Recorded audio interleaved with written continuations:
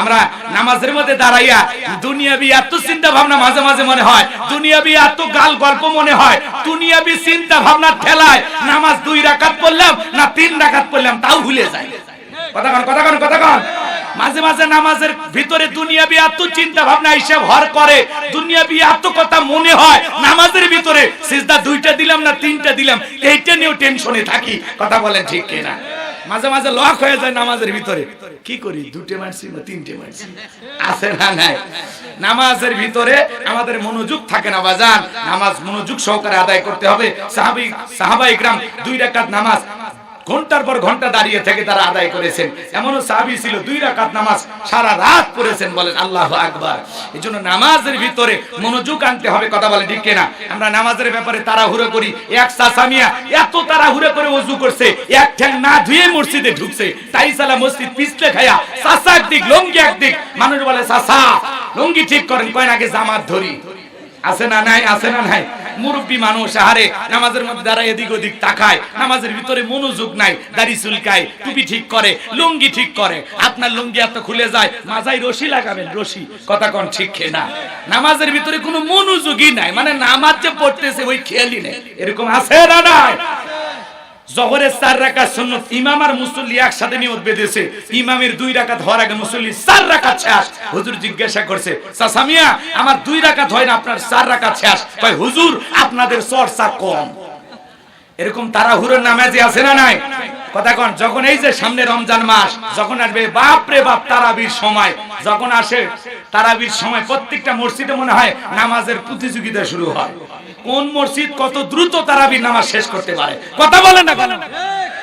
2 মসজিদের মুসল্লি আছে আবার এই মাঠের হাট বাজারে গল্প করে, দোস্ত তোমাদের প্রথম তারাবি কয় মিনিট লাগলো? কয় দোস্ত 35 মিনিট। কয় কি এত সময়?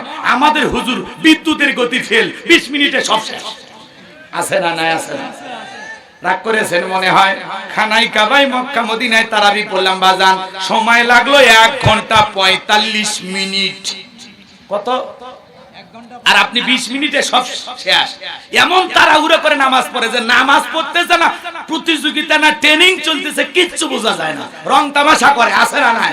এই তাড়াহুড়ো করে আপনি নামাজ পড়তেছেন 20 মিনিটে 20 রাকাত।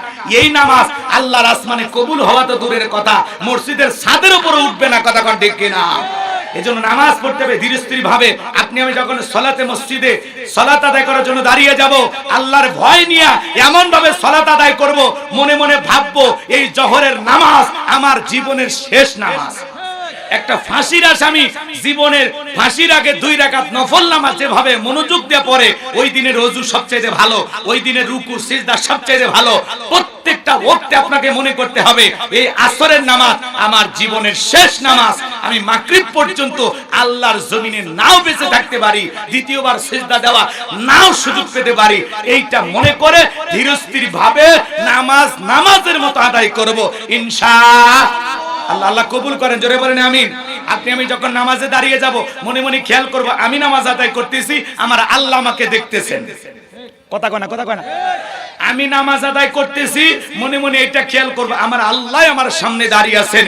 হে যুবক, তোমাদের পায়ে হাত দিয়ে অনুরোধ করে বলে যায়, আজ থেকে 5 ওয়াক্ত সালাত মসজিদে গিয়ে আল্লাহকে রাজি খুশি করার জন্য আল্লাহর ভয়ে কারা কারা আদায় করবেন 2 হাত তুলে আল্লাহকে একবার দেখান। আল্লাহ আমাদের সবাইকে 5 ওয়াক্ত নামাজ মসজিদে গিয়ে জামাতের সহিত আদায় করে তৌফিক দান করুন। জোরে বলেন আমিন। আরো চিৎকার মেরে বলেন আমিন।